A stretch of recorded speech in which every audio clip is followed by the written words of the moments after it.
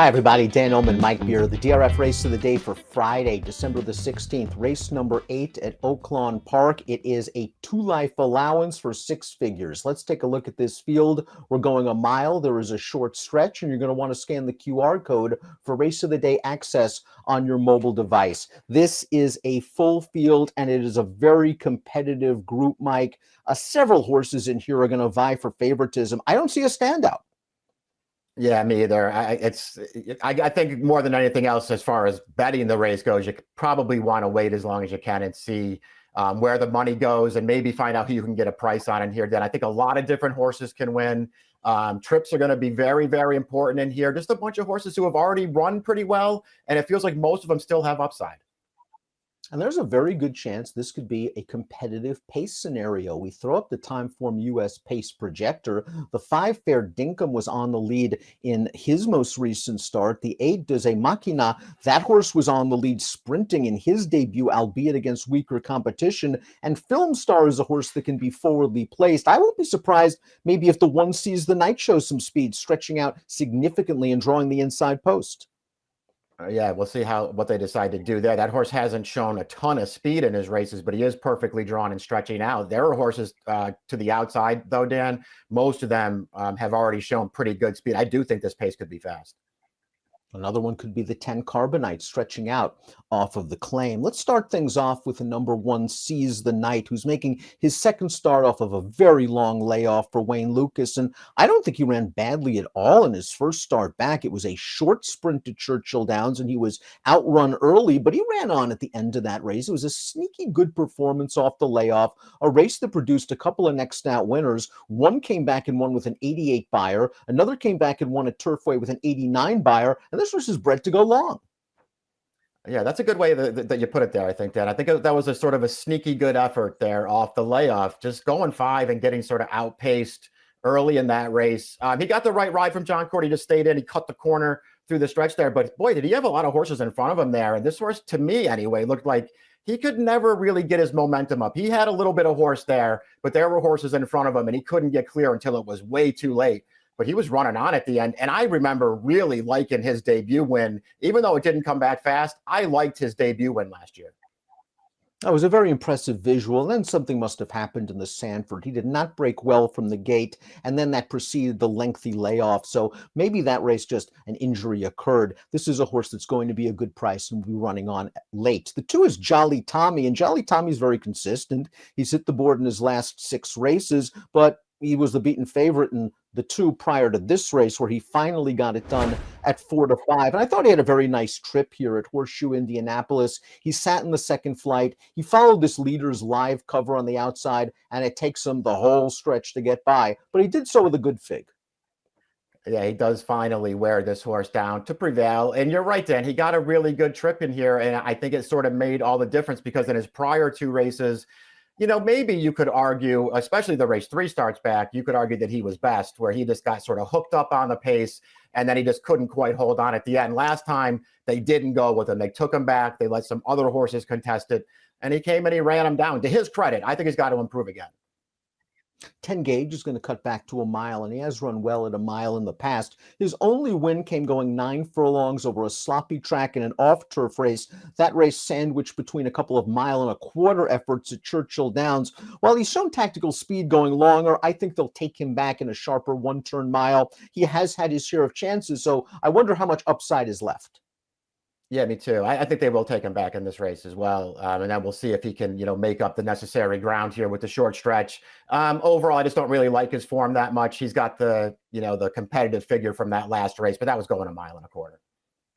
Up next is the number 4 Speed Bias, who made his first 3 starts for Gary and Mary West and Brad Cox off the private purchase. This horse scored at Keeneland, first time out for Ron Moquette. This race, 1.16 mile maiden special weight at Keeneland back in October. He's going to work hard. He's going to be game. He's going to win. And it's probably too early just to say that this horse can improve more. He's by Uncle Mo out of a multiple graded stakes winner.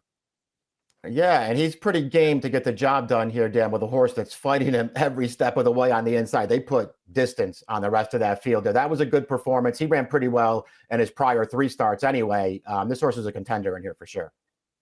Fair Dinkum is up next. That's the number 5. And Fair Dinkum is the lone 4-year-old in this race. So obviously something's happened along the way that he didn't make his debut until September of his 4-year-old campaign. It was worth the wait for the connections, I guess, because the horse scored at 8-1 and did so coming from off of the pace. Now, I like that he showed sharper speed in that off-turf race last time out. I realize he was the beaten favorite. I think he was an MTO that day, but it's one of those old Andy Beyer angles, horses that show improved speed second time out. He eventually got the better of the other 2 pace rivals, got tired late, galloped out okay. I still think there's upside for Joe Sharp.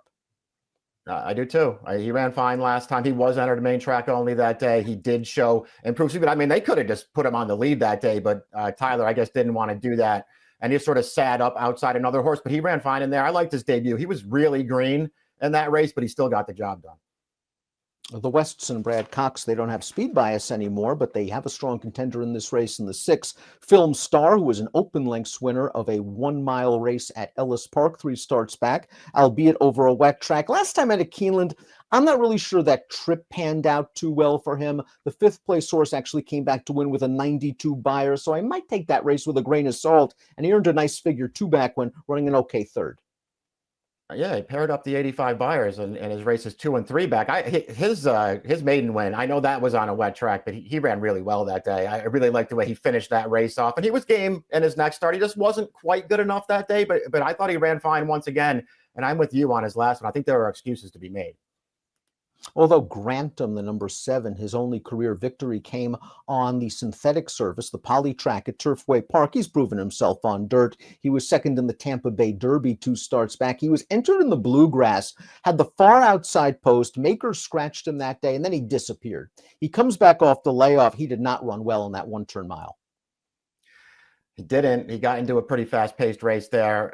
That was a disappointing performance. I think he rates the benefit of the doubt, Dan, just because his prior 4 starts, he ran well in all of those. You know, the Tampa Bay Derby, at least in my opinion, was sort of a situation where he just sat a great trip and sort of sucked up for second in there, but he still ran the race that he ran, and he's got upside.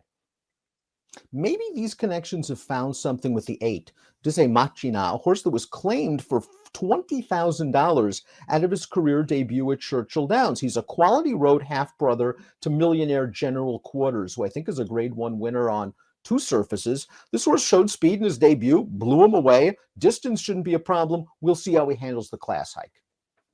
Right. He did go a pretty solid pace, I thought, in that maiden win too, Dan. It's not like he was walking on the lead there. He just left that field for dead through the stretch.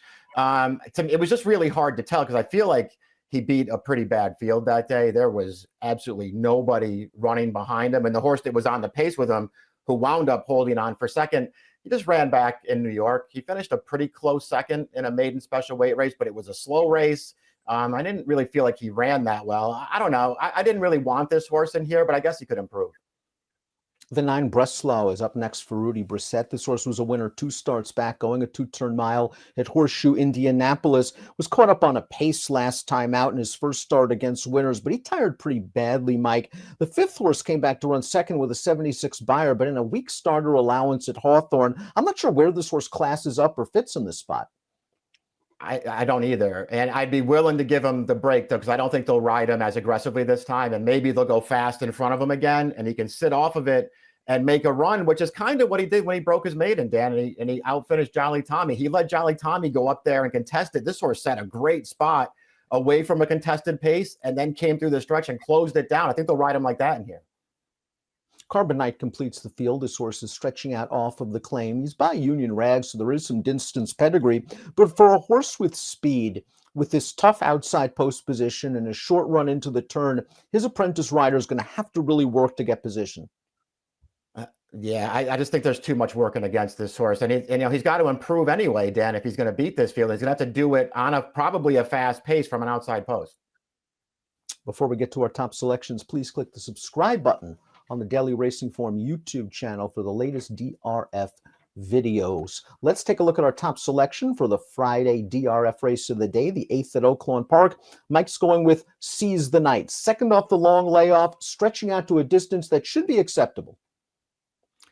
Yeah, I just didn't love anyone in here, Dan. So I wanted somebody at a price. I liked this horse's debut. I think he showed some real talent that day. He did not get a great trip in his return from the layoff, and stretching out from the rails not supposed to be a problem.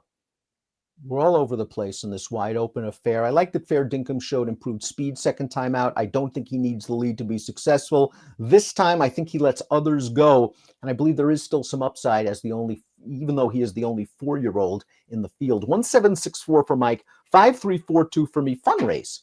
The 8th at Oaklawn, your DRF race of the day for Friday. Best of luck.